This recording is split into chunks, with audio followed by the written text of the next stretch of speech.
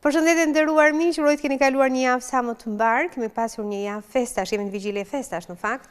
E kur më bukur se sa këtë javë dhe gjithë këto ditë në vijim, përpos fatkeqësisë në fakt që i ndodhi këtë vendi, mund të flasim për festa, për ditë gëzuara, për Krishtlindje, të cilat në fakt krijuan një tjetër lloj atmosfere, dhe kush më mirë në fakt nuk mund të flas për Krishtlindje dhe për këtë lloj atmosfere se sa Dom Ukgjini. Është kënaqësi që ju kemi këtu në studio, Dom.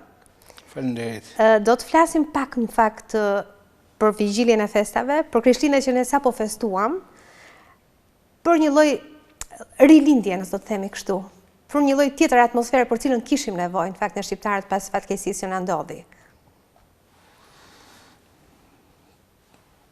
Po zakonisht për festa gjithherë ka diçka të re ose diçka sjellin të re.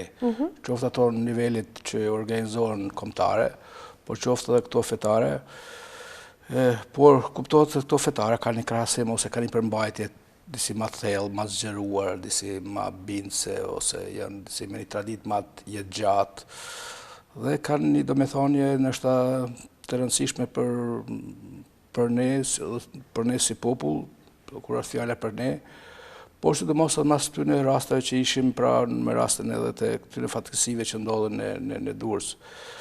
Dhe gjitha këto disi na bajnë të mendojmë se Krishtlindjet duhet të respektuara më tepër dhe duhet studiuar deri në thellësinë e tyre se çfarë përmbajtje kanë ato dhe çfarë ishte ajo ngjarje që ndodhi në shpellën e Betlehemit, ku para 2000 vjetëve u paraqit erdhi një fëmijë në botë në mënyrë të mrekullueshme, në mënyrë kaqërë të paspjegueshme, dhe solli gjërat e reja në botë, solli të reja mendore tek njerëzit, solli një kulturë tjetër, një mentalitet tjetër në krahasim me kohën e po flasim të besëlidhjes së vjetër, ku gjithherë situata ishte, si themi, ma ndryshe, njerëzit jetonin në një çrregullim pothuajse totale.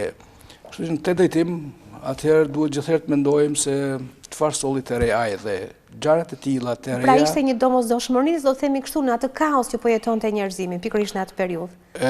Po për këtë arsye do të themi që me ardhen e Krishtit në tokë pra solli një logjik njerëzore, solli një afrim të njerëzve, solli një afrim të mes njerëzve dhe Zotit, sepse gjithherë në besëlidhjen e vjetër Zoti paraqitet diku larg, diku ai që dënon, ai që është i ashpër, ai që është ndëshkues e tjera, kurse tek Jezusi me ardhjen e tij në botë, me lindjen në shpellën e Betlehemit, ai paraqet si ndryshe. Ai është Ati i mirë, ai është Zoti i mirë, ai është Baba i mirë, ai nuk dëshkon por të qorton, ai të dashuron e tjera. Në fundit është dashuri. Ai sjell paqë, qetësi, mirësi, këto gjëra dhe këto elemente janë të rëndësishme gjithherë, po sidomos për ne që përjetuam atë, po themi, tragjedi, me rastin Tremedit që të na sjell një afërsi mes nesh, na përkujton se duhet të solidarizohemi me njëri tjetrin, sepse fundit post që jem një gjaku, jem edhe njerëz të cilët duhet punojmë, bashkëpunojmë, të ndihmojmë njëri tjetrin, sidomos kur është rasti edhe i fatkeqësive natyrore. Dhe për dhënë mesazhin e fuqishëm që vetëm dashuria shpëton botën. Po këte kanë dëshmuar dhe kanë shkruar të tjerë, shumë para nesh, në mes të tjerëve është dhe Nën Tereza, thanet e saj që vetëm dashuria dhe ajo faktikisht nuk është orvat të shkruan bukur, por të vepron bukur. Kështu që në vepra ka treguar se vetëm e dashuri mund të afron njerëzit të gjithë globit, sepse ka qenë nana e gjithë botës, respektuar për gjitha racave, gjitha ngjyrave, gjitha besimeve. Dominika, ju jeni famultar në kishën e Kuklit, jeni gjithashtu edhe drejtori muzeut të Ndremjedës, jeni pikërisht në atë kishë ku për vite me radhë Ndremjeda ka jetuar, ka dhënë kontributin e tij dhe për fat keq ndoshta është lënë paksa në harres. Aty unë kam marrë në vitin 2006, jam famultari asaj zone pra të Kuklit, dhe faktikisht aty ka qenë 2 shtëpit e tina, pra shtëpia ti ku ai ka jetuar për 30 vite me radhë dhe kisha e ndërtuar 1913. Dhe ato kanë qenë të restauruar ose po themi të mirëmbajtura nga viti 91 dhe 2007 nga etrit Nën Terezës, por ka qenë shumë mënyrë provizore, mënyrë shumë thjeshtë të, po themi, të mirë mbajtura, dhe pastaj normalisht se gjatë qalonin, fillon të pikonin qatia, shtëpia e poetit Mjeda kishte filluar dhe të dobësohet. Ishte amortizuar pra në një farë mënyrë, koha kishte bërë të vetën. Po, 2 objekte, dhe pastaj unë kur erdha duke njohur dhe vlerën e atyre objekteve, atë fillua që të organizoj dhe restaurimin e plot të kishës, së poetit Mjeda si dhe shtëpisë, dhe kështu që u bën një ambient i këndshëm dhe u kriju një qendër muzeale për poetin Mjeda, i cili për 30 vite me radhë ka jetuar aty në ato vende. Kështu që ai ambient faktimisht është i përmallshëm, dhe ai ambient është keq trajtuar gjatë kohës sistemit komunist, sepse kisha dhe shtëpia që janë të stilit neoklasik, për kohën ishin shtëpi eminente në Shqipëri, sepse ishte vetëm njerëz të privilegjuar mund të kenin ndërtesat të asaj atyre në krahasim me shtëpia të tjera në fshat, ose të tjera që ishin kaçorra, që ishin ato stilet otomane, që ishin ato shqiptarë që kishin jetuar të thjeshtë në një farë mënyrë, të thjeshtë të robëruar, njerëz të robëruar, sepse kuptohet ishte koha prandojës osmane.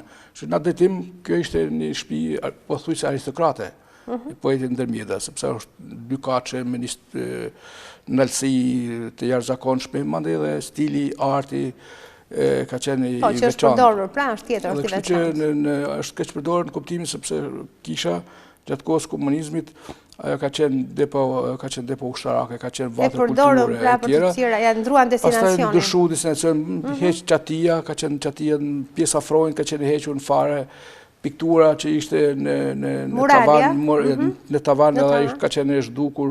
Kështu që edhe shtëpia Kështu që ka qenë edhe shtëpia vend banimi, një kohë shkollë e tjera. Ka qenë të 2 objekte ka qenë të keq trajtuara, kuptimin e saj. I ndruan destinacionin. Por fatbarësisht, po them ato si të qoftë janë ndrujtë si objekte.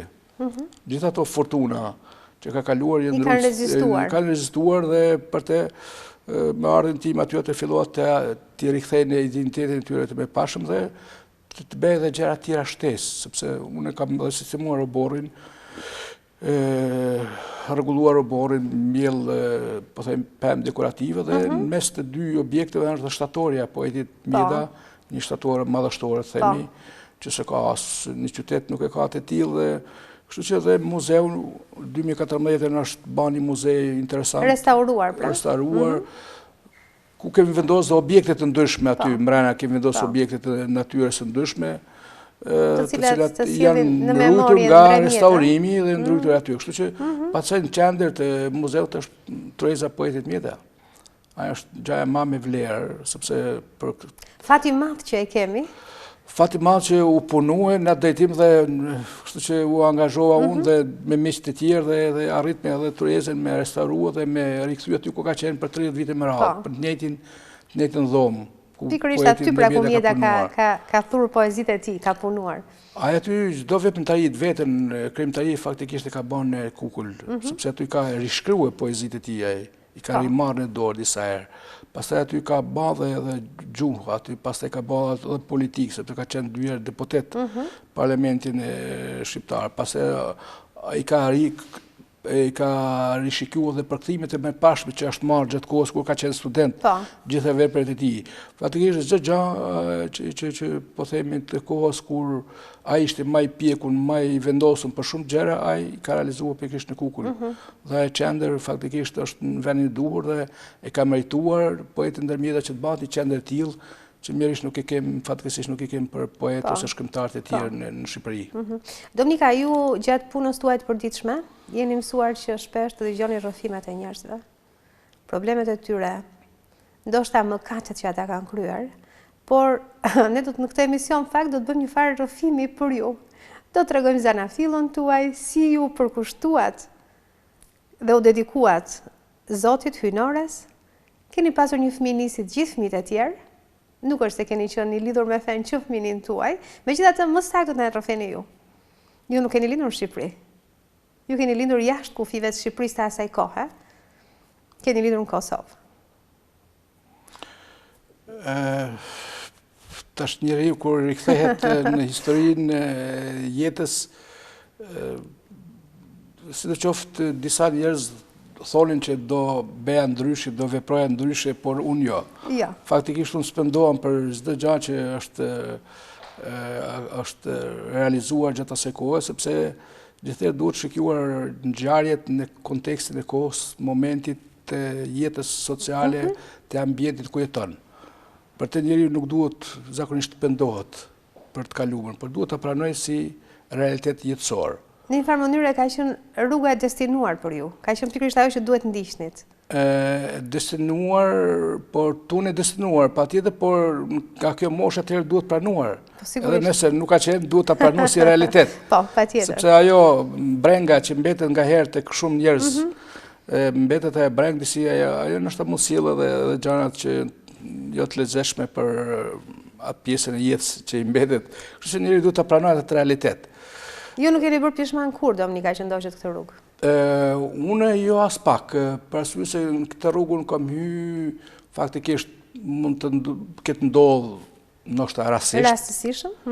Sepse si fëmijë i vogël në klasën e 8 atëherë nuk kisha ndonjë vedije i Zotit për të gjykuar sakt. Për të gjykuar gjanat dhe pastaj në aspektin fetar ne kemi qenë si tradit lidhur me kishën, sepse nëpër fshatra vetëm kisha ishte ajo që na mlidhte, që ishte funksionale, që bante takime të ndryshme, që kontaktonte prifti me ne, vinte nëpër shtëpia, ishin ata të vetmit. Ajo ka bërë që ne na tërheq. Fshati ku keni lindur ju ishte zonë katolike? Zonë katolike, por përzime edhe me besimin musliman dhe ka pas dhe serb. Kështu që Dugujev, fshati Dugujev, serb të besimit ortodoks, kuptohet. Kështu që fshati Dugujev në bashkinë e Klinës, fshati vogël kështu. Është një veçanti e shqiptarëve kjo toleranca ndërfetare në fakt. Në një fshat aq të vogël, edhe në Shqipëri ka ndodhur që të tolerojnë fet njëra tjetrën dhe të bashkëjetojnë në fakt në harmoni. Mirë, nëse fëmijët atë kohë s'kem dalluar këtë gjë, nuk kem qenë akoma të vetëdijshëm për këtë ndamje, por jemi gjetur në atë situatë dhe kemi pranuar. Megjithatë ju e keni parë që ndoshta musliman, katolik, ortodoks bëheshin bashkë në festa, në gëzime, në vaki. Por duke parë prindërit e mi, unë shoh se kanë pas bashkëpunim. Kanë pas edhe me serbët aty që kemi jetuar me ta, kumari kemi pas me serbë. Pastaj me besimin me shqiptar, besimin musliman kurrëherë s'ka ardhur në shprehje ndonjë fjalë, ndonjë fytyrë, ndonjë dallim. Nuk ka pas. Por në anën po themi të gjërave të tjera, të martesave këto, Kosova sidoqoftë është diferencuar nga ajo ose është distancuar nga martesat e përzierë. Tek ato kanë filluar më vonë, kur ka filluar të zhvillohet shkolla,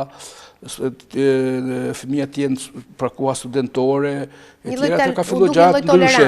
Ndryshe sepse gjithherë ne jemi rrit me atë traditën familjare, që besimi ka punën e vet, pastaj ne që jemi të besimit katolik duhet i përmbajmë asaj çfarë thotë prifti thotë që duhet të jetë katolike sepse janë disa norma ku çdo jetë martësore duhet të plotëson disa kushte për me qenë suksesshme.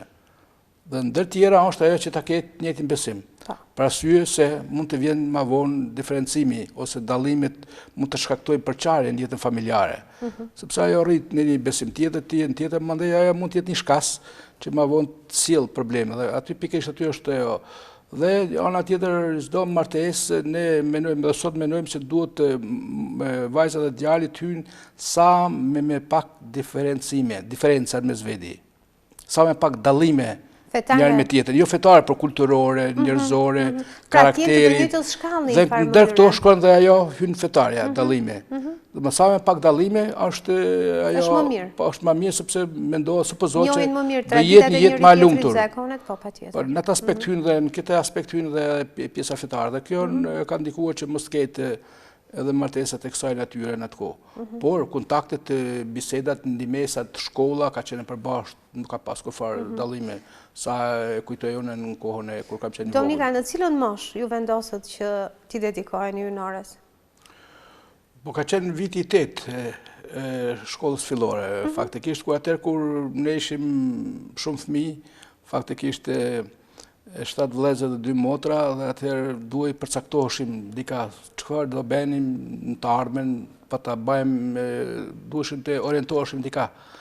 Dhe atëherë është në vitin e 8 unë vendosë që të shkoj aty, ta provoj, të shoh se si duket e tjera, por jo me një bindje, normalisht se çfarë do thotë të jesh klerik në atë kohë me një bindje se çfarë do të sjellë jeta si klerik, çfarë vështirësisë do ketë, çfarë përparësisë do ketë e tjera. Ju ndoqët në shkollë katolike? Po, shkollën e mesme, pra nga shkolla fillore, se ne kemi pas 8 vjeçare atje, dhe pas asaj kam vazhduar shkollën në Vojvodinë, në Suboticë të Vojvodinës, pra pjesa që i takon Serbisë. Serbisë, po. Dhe atje kemi vazhduar gjimnazin klasik, 4 vjeçar, dhe pas asaj kemi vazhduar studimet në 76-ën, sa më kujtohet, studimet filozofike dhe teologjike në Zagreb të Kroacisë. Në Zagreb.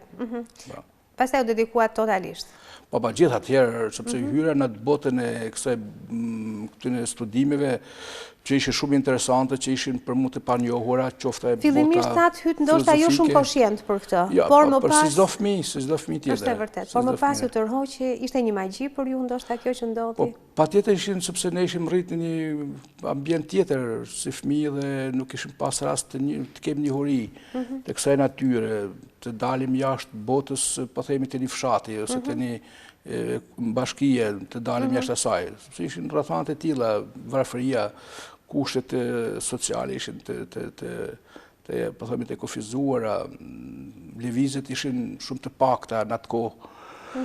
Dhe kështu që në këtë detim atëherë dalja ime atje, shkurja ime në Suboticë atje në gjimnaz, ku mësojshim atje gjuhën kroate, kam mësuar atje, pastaj gjuhën hungareze, kem studiuar gjuhën latine, gjuhën greke, kështu që ishin gjëra privilegj, ishte për ne që ishim nga fshati, ishte një gjë privilegjume, plus edhe në aspektin fetar ato lëndë të tjera. Teksa lexonit librat e shenjtë, çfarë u tërhiqte? Ju bënte përshtypje mënyra se si ato shkruheshin, mënyra çfarë ato thoshin, rregullat në një farë mënyre që ato vendosnin, mënyra se si duhet të silleshe? Po, librat e shenjtë ato në fakt nuk kuptohen mirë, po nuk u studiuan.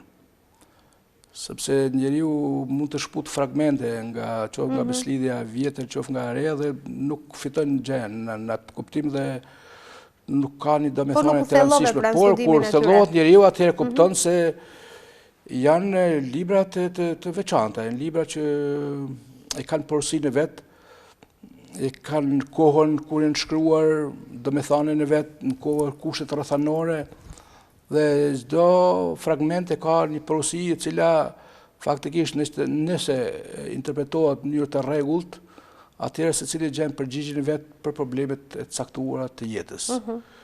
Kështu që në atë aspekt unë i shikoj si teolog, sepse unë kam kryer të studimet thelluare, dhe mosnjoja atyre atëherë mund të çojë deri tek abuzimet. Kishin interpretime, po patjetër. Mund të jenë abuzimet të ndryshme që atë nga herë sillin edhe gjëra negative, pra qoftë në besimet e tjera, qoftë edhe në besimin katolik apo të krishterërimit.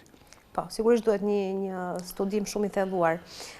Pasi mbaruat shkollimin e lartë universitar, ju menjëherë dolët të punonit, morët përsipër përgjegjësinë e të qenit një klerik? Faktikisht gjatë studimit të studimeve në Zagreb të teologjisë, unë përcaktuar në fakt të shkoje të punoja për dyqezën e Tivarit në Maltezi. Sepse të ne ekzistojnë organizimet kishtare, ekzistojnë famullia që është një organizim administrativ më i vogël, kurse rangu më i lartë kishtare është dyqeza apo kryedyqeza. Kështu që në Kosovë... Pra ju caktuan, ose ju emëruan? Në Kosovë unë i takojsha si dyqezë, si organizim kishtari i takojsha dyqezës Shkup-Prizren, në atë kohë. Sepse ishte bashkuar Shkupi me Prizrenin vitin 69, dhe pastaj si teolog, gjatë studime unë i përcaktuar të shkoj të punoja në Tivar. Pse? Sepse atje shkoja faktikisht në verime, në pushime në Ulqin, dhe kontaktoja me mështarët ati të asaj dyqezës, ata ishin të mushuar, ishin kështu si të pa organizuar. Pra duhet një lloj rinovimi. Pa, duhet një sirë, mandej ata spjegonin se ne popullin e kem, por nuk kemi klerik, nuk kemi. Kështu që atëherë u përcaktohen të punoja për kryedyqezën e Tivarit. Në Tivar, pra. Unë kur jam shëguruar për klerik, pra për meshtar në vitin 1982, më jam përkushtuar kryedyqezës e Tivarit. Dhe Pas asaj, kryepeshi i vajit asaj koha më ka dërguar në Guci. Pra plava Guci, Zona e plavës dhe e zona Gucis. veriore, po themi, malit të zitë të sotshëm, një popullat që është akoma sot është e vogël, një popullat që është rrëthuar me shqiptar të besimit musliman, por ma me shumicë janë të shqiptarëve që quajnë veten muslimanë, herë bosnjak, do thotë janë ata shqiptarë të asimiluar pas Kongresit Berlinit 1878 dhe të asimiluar në aspektin gjysor dhe normalisht të islamizuar, sepse ishin me parë të islamizuar. Do thotë shqiptarë që ishin islam të asimiluar, quajnë veten bosnjak ose musliman. Një problem që është sot dhe ballafaqohet sot Malizi si shtet. Dominika, ju ishit i ri relativisht edhe në profesion edhe në moshë. Keni hasur vështirësi në atë kohë? Kur sa po emruat pra? Vështirësitë ishin, por faktikisht dhe problemet arrisha me zgjidhje dhe me qenë se isha në moshë të re. Sepse do qoftë si student i ri, nuk e njihe rrethonat, po themi edhe sociale në Maltezi sa duhet dhe nuk e njihsha problemet politike. Sepse duhet kuptuar se në Shqipëri këtu ishte ndalesa fesë, ishte me ligj, pra ishte me kushtetutë të 76-s, kurse në ish Jugosllavia atje kishim një kufizim në mënyrë indirekte. Do thotë kishim një veshgim nga të tjerët. Pra, edhe me qenë se po them marrëdhëniet atje Titoja i pat krijuar me Shtetin e Vatikanit 1972-ën, e sidoqoftë ata mbikëqyrin situatën kishtare dhe ata që vinin kish besimtarët i qunin njerëz të papërshtatshëm moralo-politikisht. Dhe ata duhet që zbrishin nga pozicionet. Ata nuk duheshin që të merren pozicione në arsim po themi në politikën tjera. Kështu që në atë aspekt unë nuk i dija shumë gjëra, dhe kështu që këtë tim ka qenë i veshguar aty dhe një e dyta ishte zonë kufitare. Se plagu si është zonë kufitare dhe faktikisht gjithë ata popullat aty ishin të kohës kur kanë lëviz nga pjesa e veriut të Shqipërisë, nga Selca, Vukli, nga këto zona, nga Kelmeni dhe ishin arë aty. Dhe një pjesë të tyre i kanë qenë faktikisht e në qujtë ata personat të cilët e në qujtë terenist, do thotë njerëz të terenit ku 50-56 ka pas konflikte mes dy shtete, konflikte do thonë politike mes Jugosllavisë dhe Shqipërisë, dhe atëherë Malizi qënte malezez ose shqiptar të Shqipërisë, të Malizi këndej për të destabilizuar situatën, kurse edhe Shqipëria dërgonte andej të tjerë. Kështu që ishte një zonë kështu me mjaft e plagosur. Ishte plagosur dhe ajo kishte mbet, ajo kujtese, asaj kohë kishte mbet tek këta besimtarë, tek shqiptarët e plasës së Gucisë. Kështu që ishin gjëra, ishte pak në këtë aspekt e acaruar, unë më vonë e kuptoj atë. Kështu që në atë aspekt unë isha si zonë kufitare, isha i veshguar, isha kështu i mbikëqyrur mjaft mirë, por gjithëherë punoja me një sinqeritet, punoja me të gjithë së bashku, por normalisht përkrajen më të madhe kom pas edhe nga shqiptarët e besimit musliman, sa që më qyshin prifti muslimanëve më qyshin. Ata, sidomos pjesa vunthave, martineve, me cilët kem bashkëpunuar shumë mirë. Keni bashkëpunuar me ta, pra, ju donin. Kështu që aspekti kombëtar gjithëherë ka dominuar të aspekt, si në Shqipëri si andaj aspekti kombëtar. Në Shqipëri ishte ndaluar me ligj feja. Ndërkohë, ju vinte keq, kishit një lloj keqardhjen veten tuaj, ose do donit që t'ishit në Shqipëri në ato vite, këtu të vinit ndihmonit, që feja të bëhej të hapej? Po në atë kohë, faktikisht nuk ishim... E mendonit ndonjëherë që mund të vinin në Shqipëri? Vetëm kështu nga largësia mendonim se, ose e kuptojnë se çfarë ndodh, por nuk ishim ta zhënuar më shumë, sepse ishte një blokadë këtu faktikisht. Dhe ne nga disa informacione merr vetëm nga Radio Vatikani në atë kohë, ose Zjarri Amerikës e tjera, nuk ishim informacion të detajuar, por aty këtu të thorazi nga gazetat italiane, aty këtu ndonjë gjë, Kështu që por dëshirë tash. Unë kam qenë në atë kohë student dhe nuk e kuptoja fort. Nuk e kuptoja fort situatën dhe nuk kisha një impenim veçantë ose nuk kisha ndonjë organizim që më thonin ata e prorë të vikende e tjera. Kështu që me keqardhje shikjonim, por në aspektin politik në gjithherë nuk është e ndjenit shumë, pra, sepse ishte një lloj mbyllje.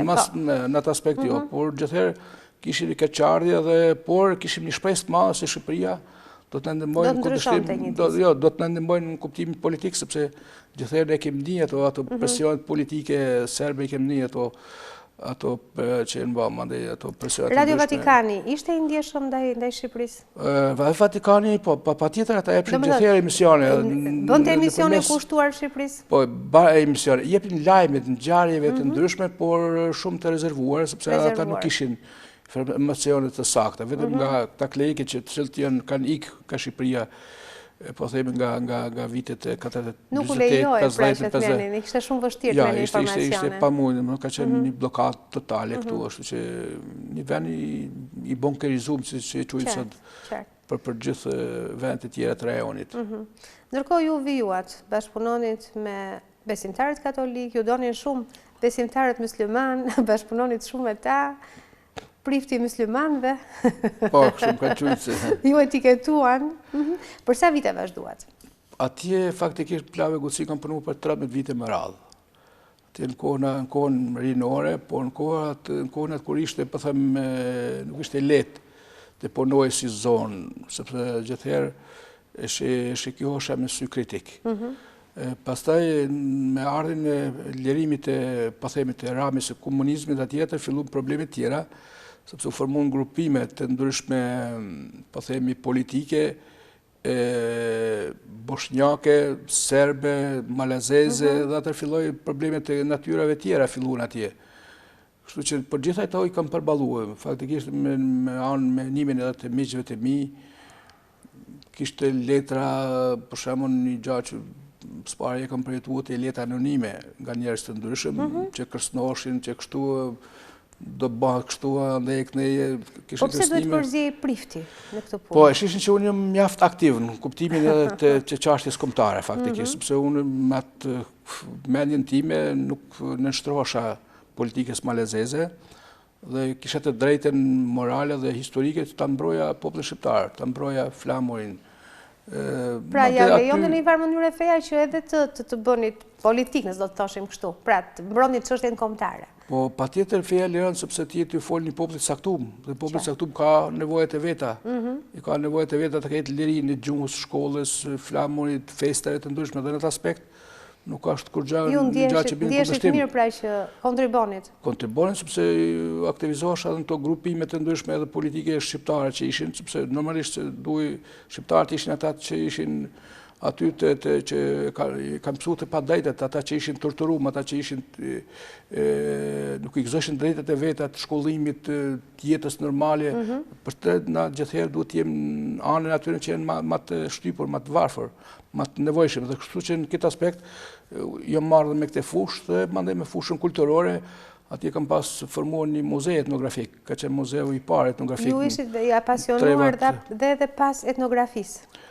Po, ishte pasuri kombëtare, dhe ishte pasuri që ishte pa për vjelur në atë kohë, ishte duke u shkatruar në për shtëpia ku shkoja unë në vizitat të ndryshme dhe atëherë shkoja qoftë në për stallat të ndryshme që kishin gjujt nga përdorimi, qoftë edhe në për tavane të shtëpia dhe mbledhja kësi gjanash etnografike, sidomos që kom pas vesh kombëtare. Dhe vesha kombëtare ka qenë, mandej kom dalë në mështërinjë dhe në pjesën edhe krajës.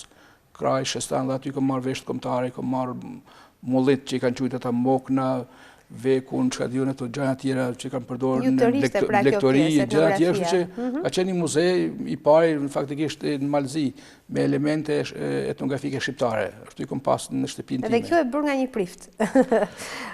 Po, unë s'kam dalë jashtë asaj çfarë kanë bërë të tjerë përpara, nga Gjeqovi, që ka qenë arkeolog i parë shqiptar. Nuk është e rastësishme, në fakt. Nuk është e rastësishme. Donika do ju kërkoj ndjes për një shkëputje publicitare për të rikthyer shumë shpejt sërish, publicitet. Ja kur rikthyem në këtë pjesë të dytë, nderuar miqme, do më nikën pikërisht në momentin, nëse do të themi kështu, të pasioneve tuaja, për etnografinë shqiptare. Krijuat një muze, unë nuk e thash kot pjesën e parë, që një muze i krijuar nga një prift. Nuk ishte i pari prift, në fakt, që keni kontribuar shumë në etnografinë, në ruajtjen dhe grumbullimin e etnografisë shqiptare. Kanë qenë të tjerë përpara jush. Megjithatë ju e bënit me dëshirë. Ju donit që evidentonit pasurinë e një populli, trashëgiminë, kulturën e tij.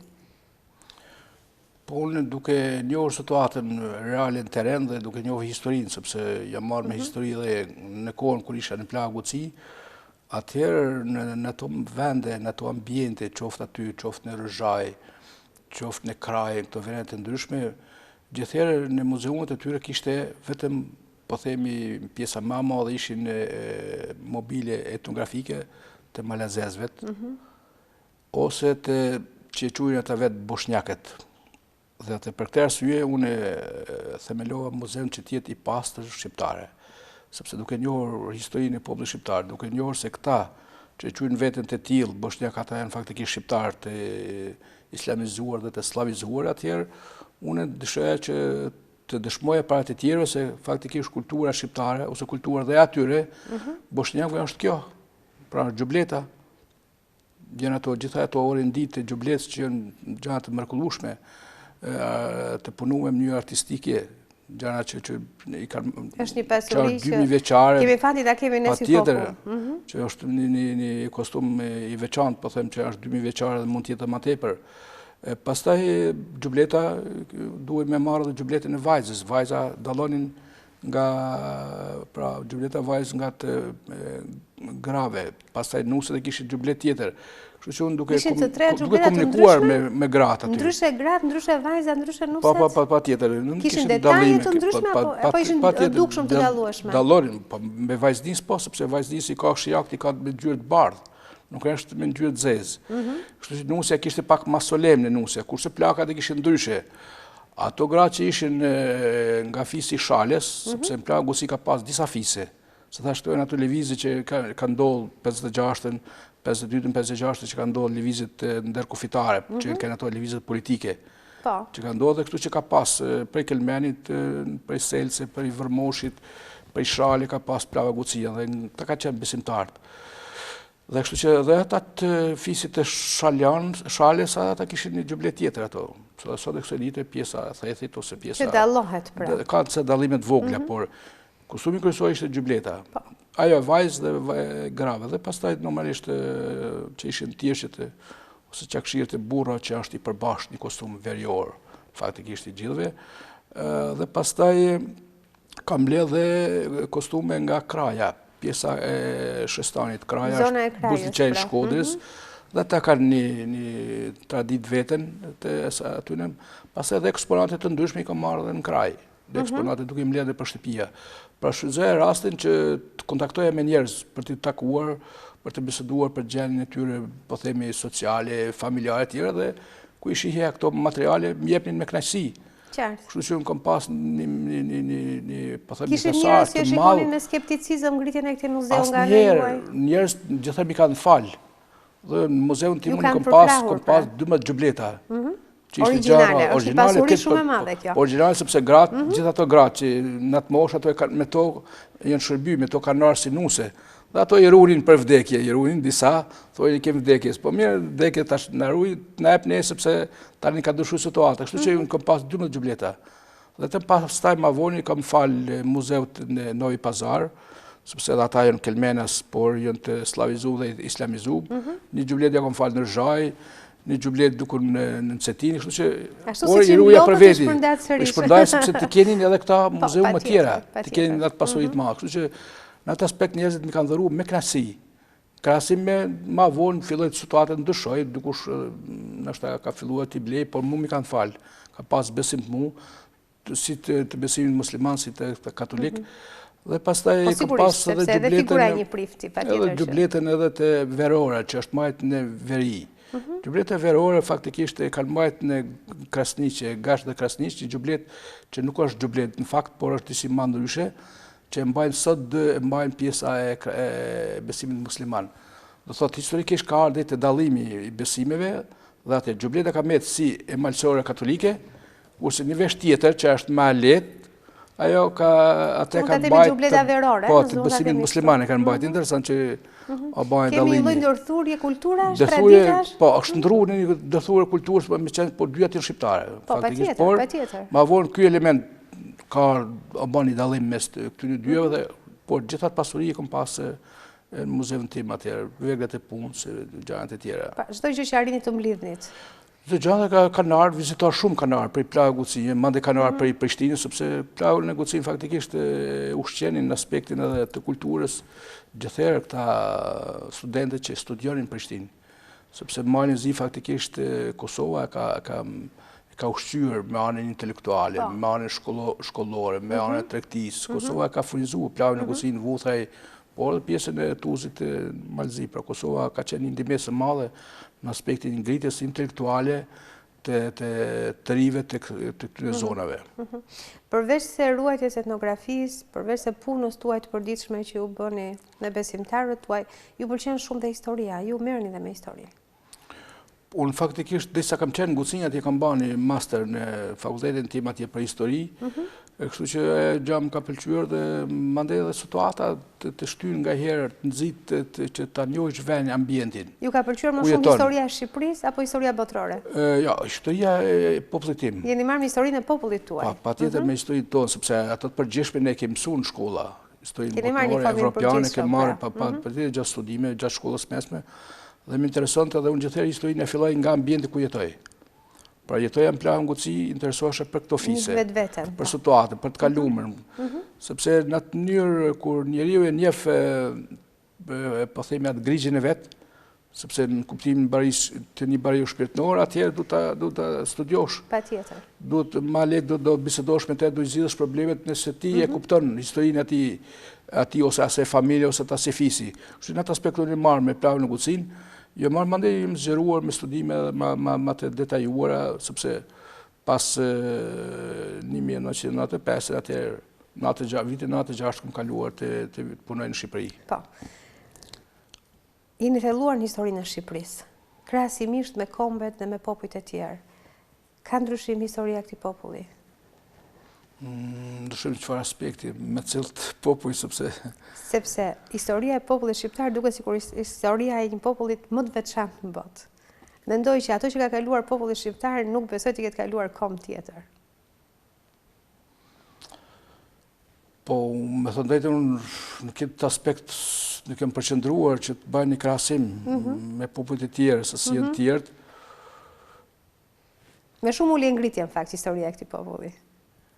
Por unë me këta që i njoh, me këta popull që i njoh faktikisht për të njëjtën kalvar kanë kaluar edhe disa popull të tjerë, nuk është që jemi ne të vetëm. Ngjashëm?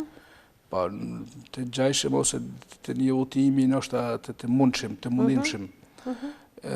Patjetër, por tek ne ndoshta ne mund të jenë që na kemi përjetuar më tepër tragjedi. Mund të jetë edhe ajo, sidomos unë flas për periudhën e kohës pushtimit osmane. Po flas sepse ato koha e principatave ose koha po themi të shekullit 13-14, ato lloj luftash, betejash, pushtimesh ka pasur edhe në Evropë. Ka pasur principate të ndryshme, po themi edhe më herët kanë filluar ato po themi trazirat, luftat përgjithshme që janë zhvilluar.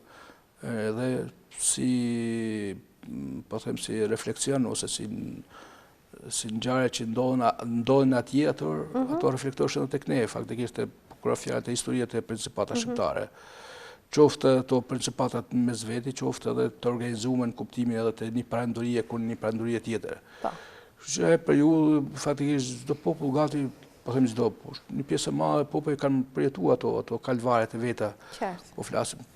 Po flasim për shekullit, po shkojmë më larg, por nga koha antike, në shekulli 6, po themi deri në shekullin 12. Pra, këto ka pasur Italia, ka përjetuar si gjanash, lëvizjesh, pushtimesh, merresh, përgjakjesh, influencash të ndryshme.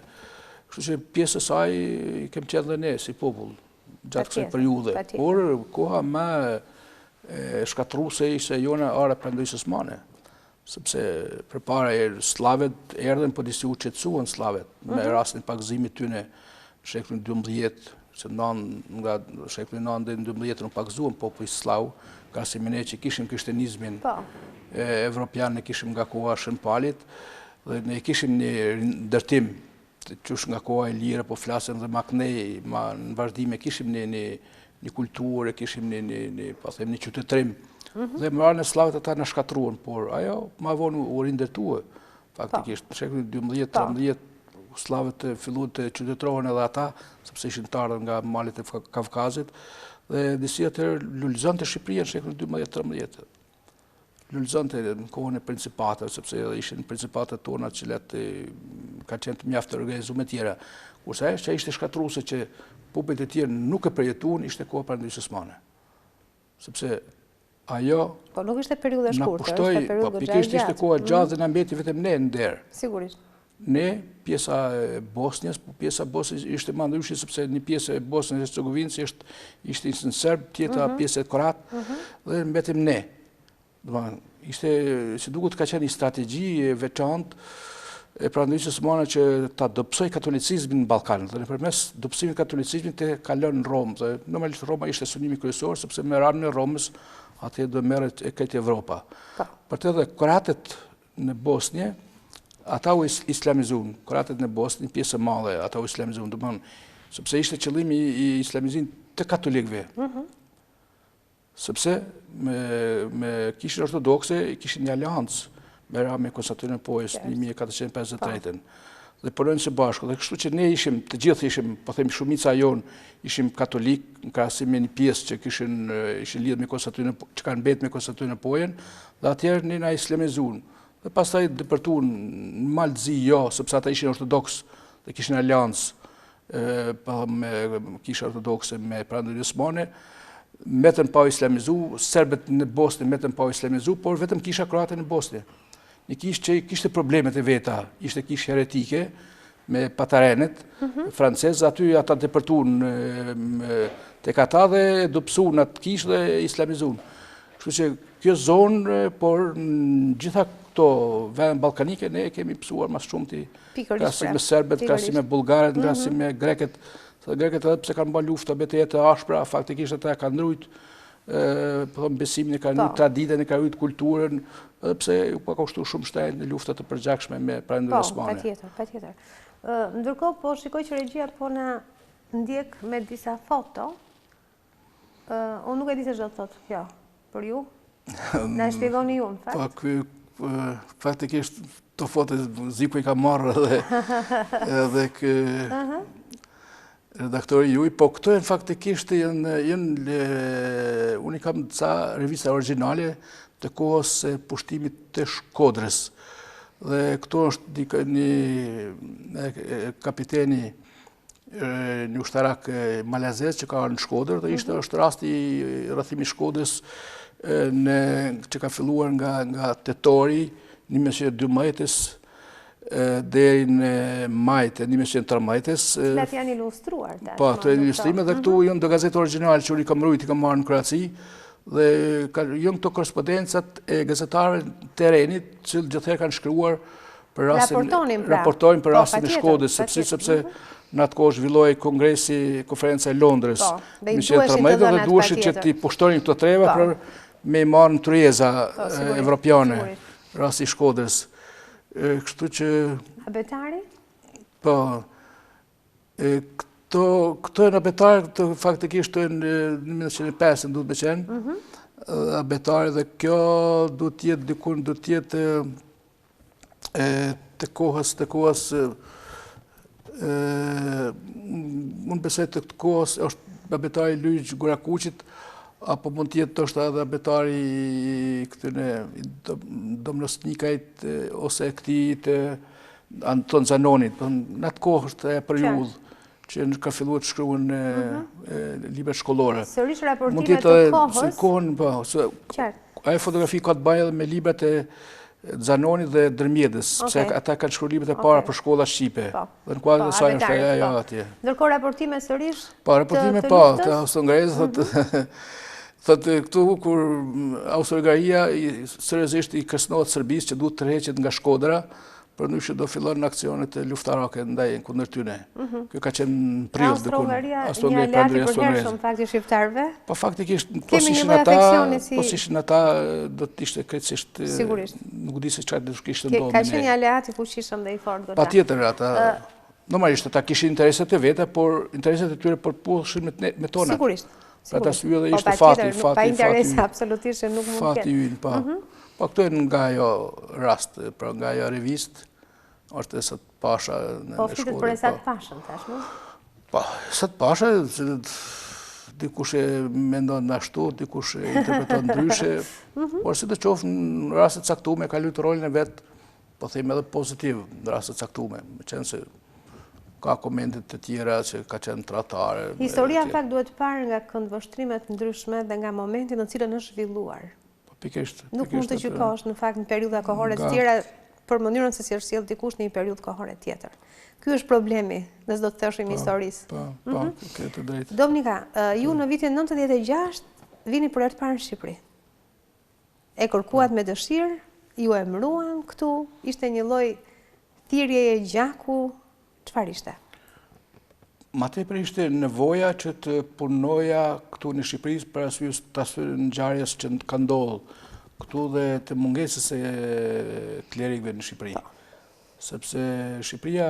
Mungesa e gjatë e fesë në Shqipëri, bëri që dhe klerikët mos kishte, sigurisht. Po, s'kishte, sepse... Edhe ata pak që ishin të tërhequr. Ata që ishin të moshuar, mandej vërshonin klerikët e tjerë që ishin ardhur nga Italia, nga vende të ndryshme të Evropës, si vend që duhet të riorganizohej hierarkia kishtare, një hierarki e cila kishte një vlerë të madhe historike, një bagazh historike në të kaluarën, dhe kishte ndodhur, po themi, një tragjedi me te, sepse 67-ën u mbyllën kishat, u mbyllën, u ekzekutuan, u burgosën me qindra, duke në kemi 125 meshtarë, që kanë kalu në për burgje, tortura, 95 vrame tjera, ashtu që një të merë, po themi, që ndodhë, por ishte një ngjarje që faktikisht i ndodhë një gjatë tillë ndodhë edhe popullit që ishte kundërshtar i regjimit, domethënë këto janë pasojat e regjimit totalitar. Kështu që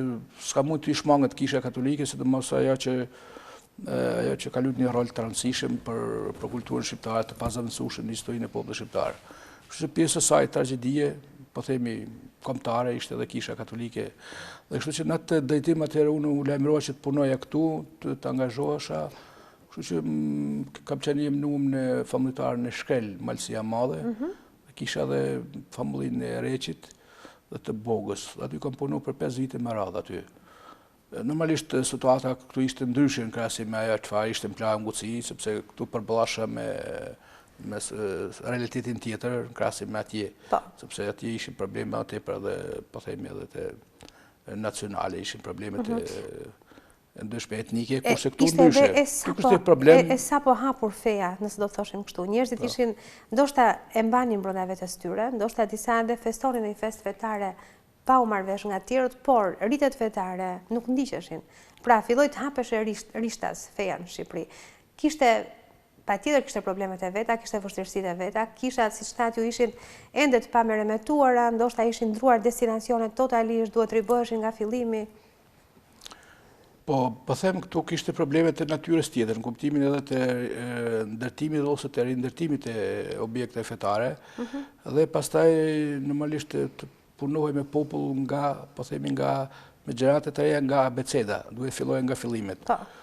Por, për fat këtu gjeneratat e mesme dhe të vjetra, ata i dinin ngjarjet, do të thonë i kuptonin mjaft mirë ritualet, dhe ajo tradit ka qenë ajo çfarë i ka rikthyer shumë shpejt besimin në Shqipëri, tradita të cilën kanë mbajtur mend, kanë trashëguar nga brezat, po, sepse të ndër 67-ën faktikisht i kanë praktikuar ritualet fetare dhe ai brez i cili ishte dhe ka jetuar pas kohës komunizmit, atëherë na ka ndihmuar shumë që kisha të fillojë të rimkëmbej, të fillojë një jetë pothuajse gati normale.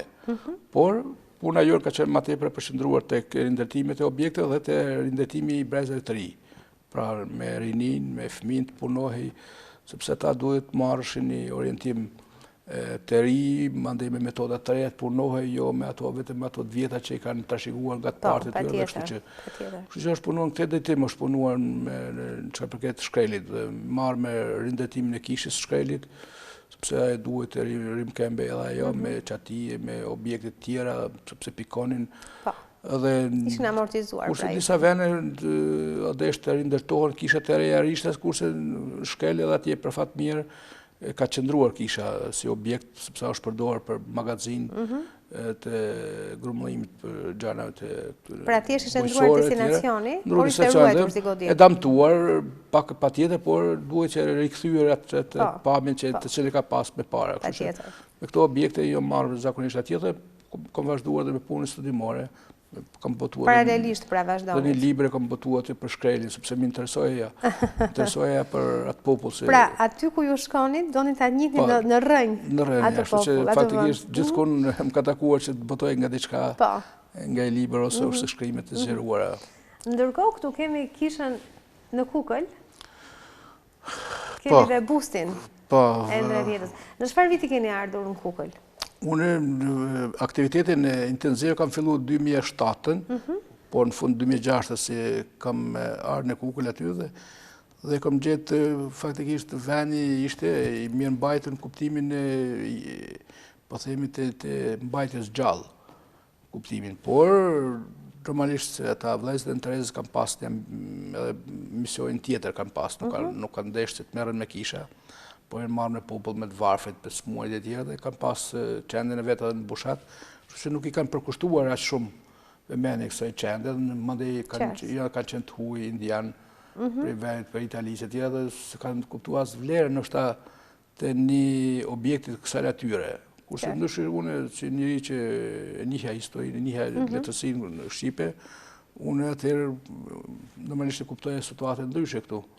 Dhe e kuptojnë vlerën që e kanë këto dy objekte dhe atër kam filluar të merre me metode dhe faktikisht mandej paralelisht duke rindërtuar qendrën jam marrë dhe me aktivitete kulturore sepse në 2011 që kemi filluar takimin të poetit Mjeda i mbanim për në gusht. Që në vitin 2011, pra kemi filluar. I mbanim në gusht dhe në datëlindjen e tij me 23 nënor. Kështu që deri sot kësaj dite vazhdoi ditë Mjedës. Që nga ajo ditë deri më sot. Revistin botojmë. Po, patjetër. Që nga ajo ditë deri më sot keni vënë re një rritje të numrit të besimtarëve ose të atyre njerëzve të cilët vinë me dëshirë atje qoftë për ditët e Mjedës, qoftë për të vizituar muzeun, qoftë për kishën, patjetër. Po çka përket rritjes së besimtarëve tash janë disa faktorë ose të cilët na ndikojnë që ndoshta mos ketë rritjen që ne dëshironim. Faktor është një, sepse edhe në Shqipëri tani ka filluar modernizmi, ai evropiani, ai globalizmi që ne dëshirojmë, por në anë tjetër edhe ata aja ndikon në kuptimin e njerëzve sot që kërkojnë diçka të re, jo.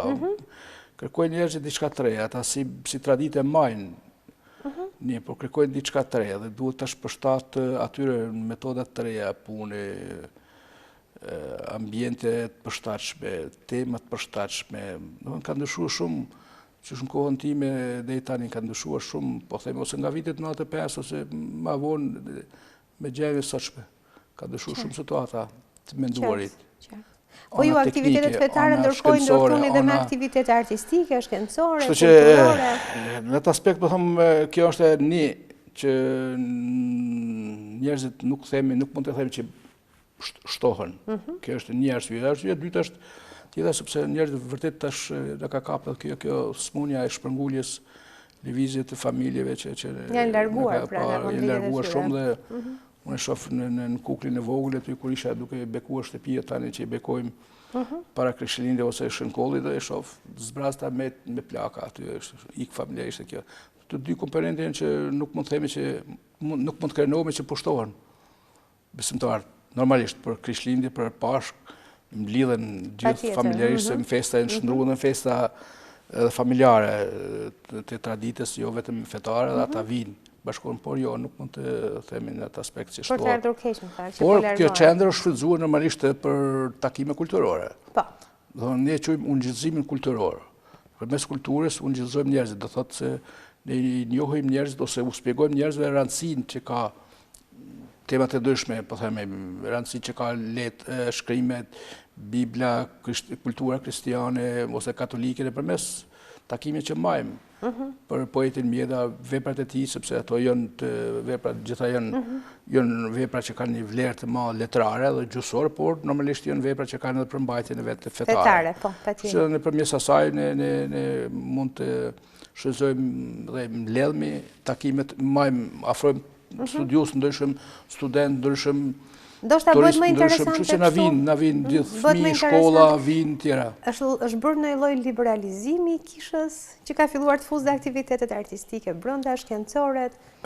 Apo kisha po përshtatet më shumë pikërisht me këtë lloj të reje që ka ardhur? Kisha mund të them se I përshtatet situatës, sepse duhet I përshtatet një. E dyta kisha nuk bën diçka të re, por në mesjet këto gjëra I ka bë. Patjetër. Faktikisht edhe në Shqipëri, të ja fillu nga këta nga shkrimtarët tanë, nga Budi, Bogdani, Bardhi, ndërmjet gjithë ata kështu kanë vepruar në atë kohë. Ose kemi jezuitet në Shkodër, jezuitet në Shkodër kanë ardhur në vitin 1844, ata kanë themeluar futbollin, kanë themeluar teatrin, kineman, arkeologjin, gjitha e kanë formuar jezuitet në Shkodër. Këtë kultura shqiptare faktikisht aty mbështetet. Do thotë ne I rikthehemi asaj çfarë kishim përpara, aty është ideja. Figura e klerikut është parë si një figurë, një personi të mbështjellë ndoshta me një lloj ftohtësie, një lloj pengese, ndërsa tashti shohim që është afruar më shumë kleriku tek njerëzit, tek masat e thjeshta të njerëzve. Mund të jetë parë në kohën e mbretërisë Zogut, po në kohën e mbretit Zog, po themi 25, në fal, dhe në 39 ose pak më parë gjatë kohës, po themi lufta ose nga luftat ballkanike, më themi, ose lufta e parë botërore. Por ma vonë, situata u acaru, këtu ndryshoi situata, marrëdhëniet ndryshuan, area e komunizmit disi I helmoi marrëdhëniet mes popullit dhe klerikëve, kështu që nuk janë shikuar as në atë aspekt. Megjithatë, po të shikojmë edhe fjalimet e papës, edhe qëndrimet që papa mban, të gjithë papët njërin pas tjetrit, për të arritur deri tek I fundit, janë bërë ndoshta preferojnë më shumë të jenë afër popullit. Janë bërë ndoshta kanë zbritur më poshtë. Është një lloj marrëdhënie që ka ndryshuar kleriku me njerëzit. E kërkon koha ndoshta? Unë mendova për klerikët shqiptar, tash kjo Jo, të gjithë klerikët në përgjithësi, jo, patjetër, të gjithë klerikët, jo. Diplomaci tjetër është që më thu për papën atje. Por unë mendoj për këta, për trevat tona, se kjo është marrëdhënien mes po mendoj e njëjta politikë ndiqet nga klerikët. Por patjetër se duhet këtë reforma dhe atje dhe pikërisht të reformat që bën Papa Francesco janë të mirë pritura, nuk ka diskutim, por unë mendoj se nga pak duhet tjetër pak ndoshta zyrtar si Papa Benedikti I 16, teologu I famshëm Papa Benedikti. Po ndoshta bëhet më I dashur. Papa Francesco duhet, e duan të gjithë. Pikërisht ndoshta për shkak të kësaj thjeshtësisë dhe këtij afrimiteti që I ka krijuar me njerëzit. Nuk e di, dyat janë të nevojshme. Unë mendoj se duhet shku paralelisht. Ajo çfarë kishte qëndrimi I Benediktit pa 16 dhe kjo çfarë vepron dhe Papa Francesco duhet kombinuar dhe duhet shkuar së bashku. Se njeriu që ka dy këmbë dhe duhet të ecet me dy, ecë shumë më normale, se duhen të dyja, sepse kërkohet një siguri e fjalës, një siguri e një orientimit të një populli, kërkohet një vendosmëri të një vendimi kur sillet një qëndrim që ka një perspektivë. Thot bota kur fillon me humbat besimin në udhëheqjen e vet, ose mendon që është jo I sigurt, tjerë, kam përshtypjen se të nështë njerëzit fillojnë me kriju diçka tjetër, një gjë që është më stabile, një gjë që mund ta mbështet jetën, ideologjinë, vetveten, studimin, jetën e përditshme. Në atë kuptimin se fëmia ka nevojë për një baba që është dur fort, I sigurt, autoritar, por në kuptimin e një denuesi, ai që dënon, ai që dëshkon, ai që të rrah, por një babë që kur ajo thot, faktikisht e ke jetën sigurt, në mbështet. Dhe kjo lloj sigurie është edhe në aspektin psikologjik kërkohet në jetën e përditshme dhe kështu që mendoj edhe Papati duhet i ketë dyat, pra anën e Benediktit edhe këto pjesë që i sjell edhe Papa Francesco, dy drejtimet. Ne do të bëjmë një tjetër shkëputje publicitare, do të rikthehemi sërish. Publicitet. Jemi kthyer në këtë pjesë të tretë. Dominik, ju lodhëm paksa, megjithatë po flasim për kishën, po flasim për fen, po flasim për Krishtlindje, po flasim për gjëra të bukura, po flasim se si njerëzit në fakt duhet të kenë një lloj bindje ndaj hynores, jo bindje me sforca, po bindje me dashuri. Ne thamë që në fillim që Zoti është dashuri.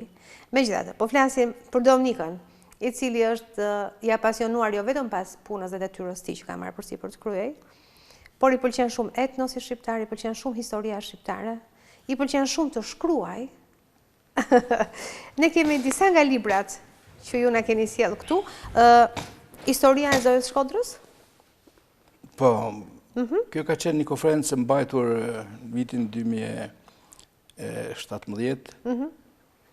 Një botim që 2016 po do të jetë. Nuk e di se sa faqe përafërsisht, por e shikoj që është goxha botim, diku tek 350 faqe përafërsisht. Ka qenë një konferencë me rastin e vitit jubilar të largimit të Zojës Shkodrës, pra 2017. Dhe një konferencë që u organizuar faktikisht në Shkodër, një konferencë ndërkombëtare. Dhe këtë arritëm me bashku me familjarin e Shkodrës, Dom Qiriakun, dhe fillum nga kjo afreske, sepse është një afreske shumë interesante. Është afreske që ka qenë në kishën e Zojës Shkodrës, Raz Kalas, Rozafat. Atje dhe me një histori shumë e veçantë, historia e Zojës Shkodrës. Po, është kish objekt i shekullit 13 dhe nga aty me rastin pushtimit të Shkodrës, atje është heq. Ajo afreska heq nga muri, murale dhe është marrë dhe qunë në Genezano në Itali, afër Rome. Dhe aty faktikisht bani shqiptërore mbar botnore. Po.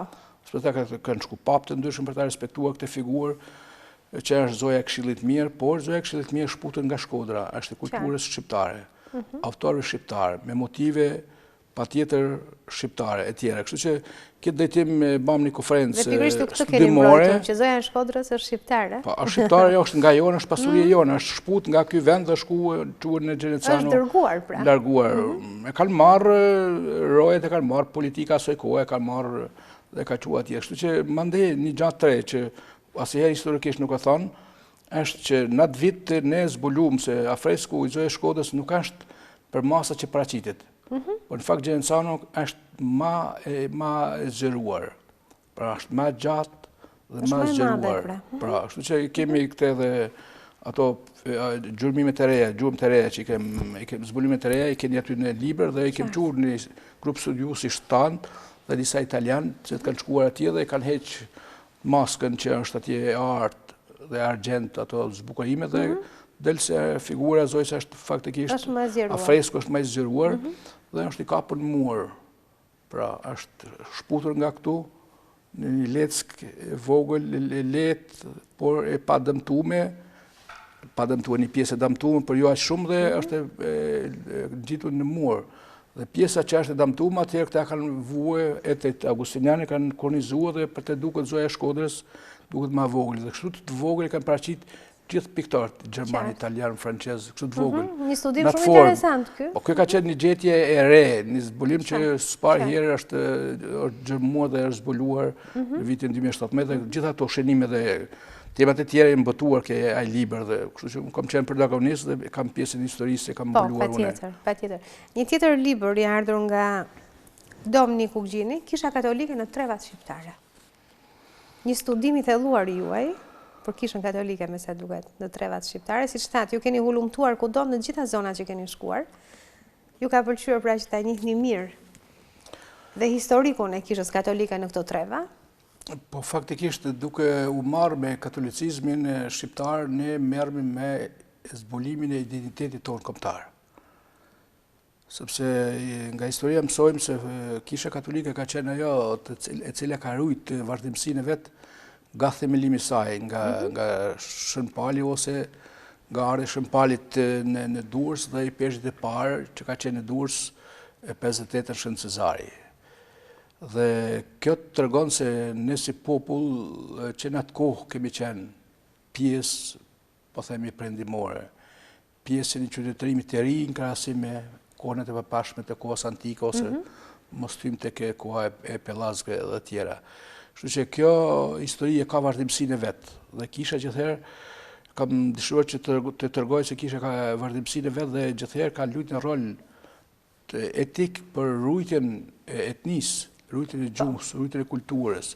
Dhe ajo është trashëguar nga koha antike në mesjet kur kishte përplasje principate të ndryshme, qoftë edhe ato, po themi, përplasje që kanë ndodhur me slavet, ardha e slavëve në shekullin 7, formimi i mbretërisë së tyre në shekullin 12 dhe pastaj përplasjet, luftet e ndryshme që kanë ndodhur qoftë edhe me principatet italiane, me mbretënitë italiane e tjera dhe pastaj përplasjet që kanë qenë ndoshta nganjëherë edhe mes veti të cilat janë shkaktuar nga të tjerët, sepse të tjerët ne kanë shkaktuar ngaherë këto ndamjet, kur ishim mirë nuk na lënin rahat të tjerë. Dhe libri ka për qëllim mandet të tregoj se fatikisht ajo çfarë ndodhi më e keqja, po themi një mordë e zezë, sido qoftë ka qenë e tillë, është koha e pushtimeve osmane. Sepse ata na shpartalluan, na shkatruan, na lanë jashtë Evropës.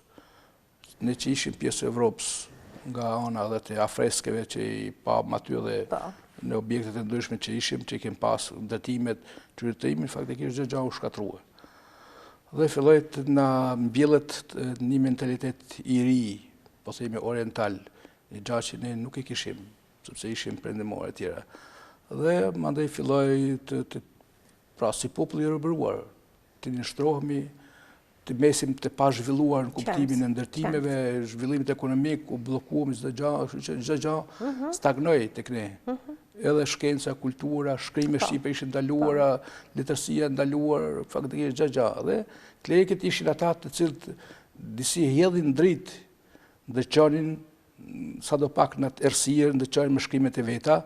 Dhe faktikisht këto janë pasqyruar edhe tek libri, pra duke filluar nga Xhem Bozuku, shkrimi që është i pari, mendohet që është i pari, po patjetër do të ketë edhe të tjera më parë atij, dhe shkrimet e tjera që janë nga Budi, Bardhi, Bogdani e të tjerë autorë. Do thotë kisha ka luajtur një rol të kësaj natyre, ishte ai fanar ndëques që na orientonte. Pse? Sepse kushtet rrethanore ishin të tilla, nuk mund ta bajnë të tjerët. Sigurisht. Dhe kjo ishte qëllimi i këtij libri, pra ishte tregohet rujtja e identitetit, lavrimi i gjuhës traditës ose shekulli 19 gjithashtu, shekulli kur filloi të ringritet kisha, pra kur pranduja osmane kishte filluar të dobësojë në fillim të shekullit 19 dhe ata filloi kisha ta rimarr veten, të riorganizohet dhe përhapja kulturës evropiane që ishte nga vitet 1844 dhe në vazhdim, siç ishin urnat që filluan të lulëzohen, qoftë urni izuit dhe qoftë ai franciskan, qoftë edhe personazhe të ndryshme të veçuara të kishës katolike, të filluar nga Gjashfisht, Anton Zanoni, ndërmjeda, për nushi e shumë poetë të tjerë. Një tjetër titull i cili më tërhoq që menjëherë sapo e pash është Mjedologjia. Është një antologji e mjedës, nëse mund të themi kështu? Po, në vjetë përgjithshme është një antologji, në vjetë përgjithshme, por këto faktikisht janë takime që majmë për poetë ndërmjeda. Majmë takime çdo vit dhe kjo ka qenë ideja edhe një studiuesi i mjedës i njohur me Mentorçuku, i cili mirërisht ka ndruar jetë dhe ai ka botuar 12 vepra për poetë ndërmjeda. Sepse në kohën me pashme është mësu ndërmjeda tek ju edhe tek ne në Kosovë, por normalisht me i kufizuar shumë. Jo e gjithë vepra e tij, pra. Gjithë vepra, por sidoqoftë lirika e tij është e pazavendësueshme. Patjetër.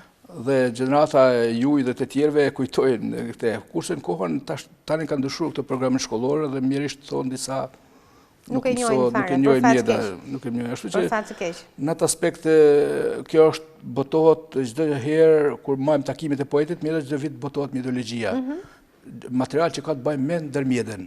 Kjo është metodologjia. Kështu që kjo funi që keni ju është një shkrim, pra një botim i rrallë, sepse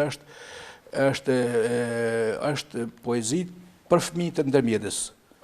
Sepse kjo është një temë e pa zbuluar deri në fund, sepse gjithherë ngatrohet poezitë e Anton Zanonit me poetin ndërmjeta dhe këtu edhe poet ose shkrimtar tanë e kanë pas në kalumin vështirë me dallu cilat poezinë ti dhe cilat janë tonat. Kështu që ne kemi bërë përpjekje me këtë rast, pra kemi bërë përpjekje me dallue cilat janë të Xanojit apo të poetit ndërmjet, poezit për fëmijë.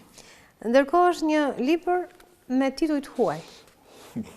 Nuk e di cili ka qenë qëllimi që këtij libri keni vënë këto tituj në gjuhë huaja? Kjo është një përmbledhje, një konferencë, dhe unë kam sjellë origjinale, por normalisht unë jam pjesëmarrës i kësaj konferencë, dhe unë e solla këto se kjo më duket konferenca që disi atë bushllekun tim, mungesën time